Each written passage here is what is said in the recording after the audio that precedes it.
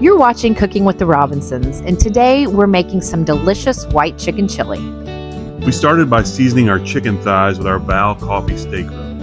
Usually we use this on our red meat, but the ancho chili, coffee, and black pepper ingredients make it ideal for chili too. Now, after baking our thighs, we pulled our chicken and set aside. Most importantly, we placed those juices in a fat separator for later use. We like to scrape all those delicious bits at the bottom of the pan too. If you have access to a smoker, you should check out our smoked chicken chili recipe as well.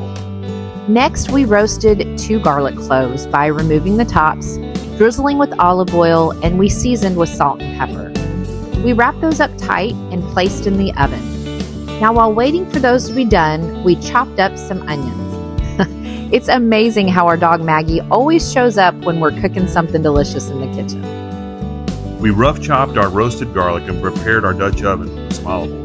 Next, we sauteed our onions while adding some salt and pepper. We incorporated our roasted garlic, chicken stock, and those delicious chicken juices that we set aside.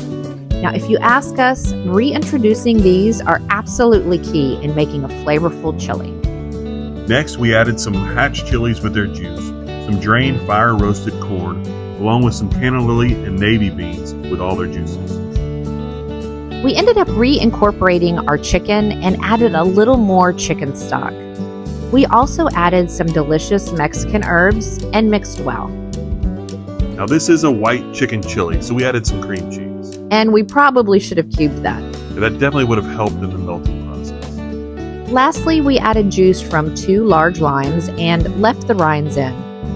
So there you have it, the perfect chili for those cold winter nights. Check out our full recipe below on our blog at cookingwithrobinsons.com.